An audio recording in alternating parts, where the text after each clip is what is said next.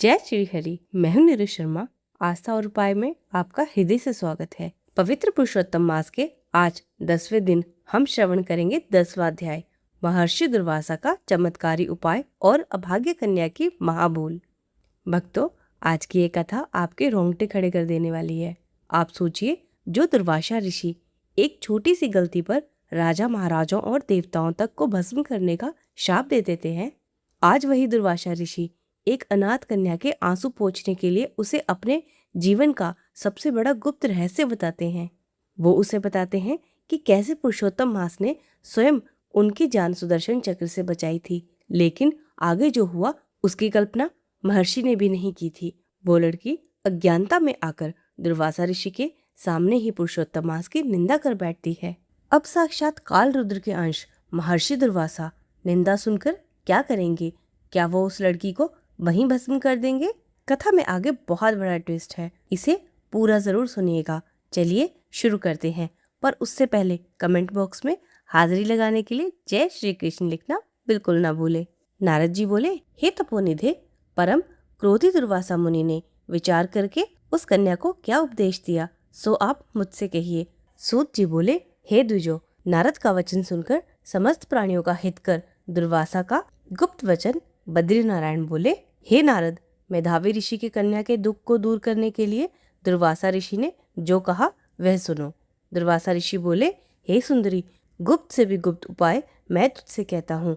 यह विषय किसी से भी कहने योग्य नहीं है, तथापि मैं तेरे लिए मैंने ये विचार कर लिया है। मैं विस्तार पूर्वक ना कहकर तुझसे संक्षेप में कहता हूँ। हे सुभगे, इस मास में तीसरा मास जो आवेगा वह पुरुषोत्तम मास है। इस मास में तीर्थ में स्नान कर मनुष्य भ्रूण हत्या से छूट जाता है। हे सुंदरी, कार्तिक आदि 12 मासों में इस पुरुषोत्तम मास के बराबर कोई मास नहीं है। जितने मास तथा पक्ष और पर्व हैं, वे सब पुरुषोत्तम मास की 16वीं कला के बराबर भी नहीं है। वेदोक्त साधन और जो परम पद की प्राप्ति के साधन हैं, वे भी इस मास की 16वीं कला के बराबर नहीं है। 12,000 वर्ष गंगा स्नान करने से जो फल मिलता है और सिंहस्थ गुरु में गोदावरी पर एक बार स्नान करने से जो फल मिलता है, हे सुंदरी, वही फल पुरुषोत्तम मास में किसी भी तीर्थ पर एक बार स्नान करने मात्र से मिल जाता है। हे बाले, यह मास श्री कृष्ण का अत्यंत प्यारा है और नाम से ही यह भगवान का स्मारक है। इस मास में पुरुषोत्तम भगवान की सेवा पूजा करने से समस्त कामनाएं सिद्ध होती हैं। अतः इस पुरुषोत्तम मास का तू शीघ्र व्रत कर। पुरुषोत्तम भगवान की तरह प्रसन्नता पूर्वक मैंने भी इस मास की सेवा की है। एक समय क्रोध में मैंने अम्बरीश राजा को भस्म करने के लिए अर्धकृत्या भेजी थी। सो हे बाले, तब हरि ने जलता हुआ सुदर्शन चक्र मुझको ही भस्म करने के लिए उसी समय मेरे पास भेजा। तब पुरुषोत्तम मास के प्रभाव से ही वह चक्र हट गया। हे सुंदरी, वह चक्र त्रिलोक्य को भस्म करने का सामर्थ्य रखता है। जब मेरे पास आकर खाली चला गया तब मुझे बड़ा विस्मय हुआ। इसलिए हे सुभागे, तू श्री पुरुषोत्तम मास का व्रत कर। इस प्रकार मुनि की कन्या को कहकर दुर्वासा ऋषि ने विराम लिया। श्री कृष्ण बोले, हे राजन, दुर्वासा का वचन सुन। भावों की प्रबलता के कारण असूया से प्रेरित वह कन्या मूर्खतावश दुर्वासा से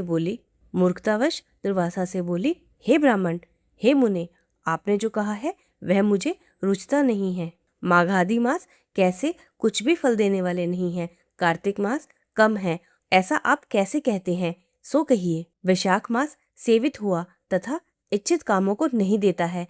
सदाशिव आदि से लेकर सब देवता सेवा करने पर क्या फल नहीं देते हैं? अथवा पृथ्वी पर प्रत्यक्ष सूर्य देव और जगत की माता देवी क्या सब कामनाओं को देने वाली नहीं है? श्री गणेश क्या सेवा पाकर इच्छित वर नहीं देते हैं? व्यतिपात आदि योगों को और शर्व आदि देवताओं को भी सबको उल्लंघन करके पुरुषोत्तम मास की प्रशंसा करते, क्या आपको लज्जा नहीं आती? यह मास तो बड़ा मलिन और सब कामों में निंदित है। हे मुने, इस सूर्य की संक्रांति से रहित इस मास को आप श्रेष्ठ कैसे कह सकते हैं? सब दुखों को छुड़ाने वाले परम श्री हरि को मैं जानती हूँ। हे देव, दिन रात श्री हरि का चिंतन करती मैं जानकी पति राम और पार्वती पति शंकर के सिवाय और किसी को नहीं देखती। हे विपेंद्र, अन्य कोई भी देवता ऐसा नहीं जो मेरे इस दुख को दूर करे। अतः हे मुनि, इन सब फलदाताओं को छोड़कर कैसे इस मलमास की स्तुति आप कर रहे हो? इस प्रकार ब्राह्मण कन्या का कहा हुआ सुनकर दुर्वासा मुनि शरीर से एकदम जाज्वल्यमान हो गए और नेत्र क्रोध से लाल हो गए। इस प्रकार क्रोध आने पर भी कृपा करके मित्र की कन्या को श्राप नहीं दिया और सोचने लगे कि यह मूर्खा हित अहित को नहीं जानती है, अभी बुद्धि इसकी पूर्ण नहीं है। पुरुषोत्तम मास के महात्म्य का विद्वानों को भी पता नहीं, तो थोड़ी बुद्धि वाले पुरुष और विशेष करके कुमारी कन्याओं को तो क्या ही पता हो सकता है। यह कुमारी कन्या माता पिता से रहित दुखाग्नि से जली हुई है, अतः अति उग्र मेरे श्राप को कैसे सहन कर सकती है। इस प्रकार सोचकर कृपा से मन में उठे क्रोध को शांत किया और स्वस्थ होकर दुर्वासा मुनि उस अति विहल कन्या से बोले, हे मित्रपुत्री, तेरे ऊपर मेरा कुछ भी क्रोध नहीं है। हे निर्भाग्य, जो तेरे मन में आवे वैसा ही कर। हे बाले, और कुछ भविष्य कहता हूँ, सुन। पुरुषोत्तम मास का जो तूने अनादर किया है उसका फल तुझे अवश्य मिलेगा, इस जन्म में मिले अथवा दूसरे जन्म में मिले। अब मैं नारायण के आश्रम में जाऊंगा। तेरा पिता मेरा मित्र था, इसलिए मैंने तुझे श्राप नहीं दिया। तू बाल भाव के कारण अपने शुभाशुभ तथा हिताहित को नहीं जानती है। शुभाशुभ भविष्य की कोई टाल नहीं सकता। अच्छा, हमारा बहुत समय व्यतीत हो गया, अब हम जाते हैं, तेरा कल्याण हो। श्री कृष्ण बोले। ऐसा कहकर महाक्रोधी दुर्वासा मुनि शीघ्र चले गए। दुर्वासा ऋषि के जाते ही पुरुषोत्तम की उपेक्षा करने के कारण कन्या निष्प्रभा हो गई। तदंतर बहुत देर तक कन्या ने सोच विचार कर यह निश्चय किया कि देवताओं के भी देवता तत्काल फल देने वाले पार्वती पति शिव की तप आराधना करूंगी। हे नृप, मेधावी ऋषि की कन्या ने मन से इस प्रकार निश्चय करके अपने आश्रम में ही रहकर भगवान शंकर के कठिन तप करने को तत्पर हो गई। सूत जी बोले, बहुत फलों के दाता लक्ष्मीपति को और वैसे ही सावित्रीपति ब्रह्मा को छोड़कर एवं दुर्वासा के प्रबल वचन की निंदा कर वह ऋषि कन्या अपने आश्रम में ही अंधक को मारने वाले शंकर की सेवा के लिए तत्पर हो गई। इति 10वां अध्याय संपूर्ण। ये था पुरुषोत्तम मास का 10वां अध्याय। आज इस कन्या ने अपने ही हाथों अपने भाग्य को अंधकार में धकेल दिया।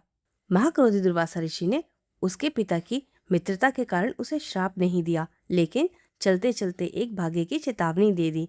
महर्षि दुर्वासा तो बद्रिका आश्रम चले गए और वह कन्या भगवान विष्णु को छोड़कर महादेव को प्रसन्न करने के लिए घोर और कठिन तपस्या में लीन हो गई। अब आगे क्या होगा? क्या देवों के देव महादेव इसकी कठिन तपस्या से प्रसन्न होंगे? जब भोलेनाथ प्रकट होंगे तो इस कन्या को क्या वरदान देंगे और कैसे यह वरदान इसके अगले जन्म यानी द्रौपदी के चीरहरण और कष्टों का कारण बनेगा? यह रोंगटे खड़े कर देने वाला इतिहास हम जानेंगे कल 11वें अध्याय में। उसे बिल्कुल मिस मत कीजिएगा। अगर आज की कथा ही आपको अच्छी लगी हो तो वीडियो को एक लाइक ज़रूर कर दीजिए और इसे ज़्यादा से ज़्यादा शेयर कीजिए ताकि आप कथा को शेयर करके पुण्य के भागीदार बने। और यदि आप मेरे चैनल पर नए हैं तो आप मेरे चैनल को सब्सक्राइब कर लीजिए। मिलती हूँ कल सुबह ठीक 5 बजे। प्रेम से बोलिए जय श्री राधे कृष्ण।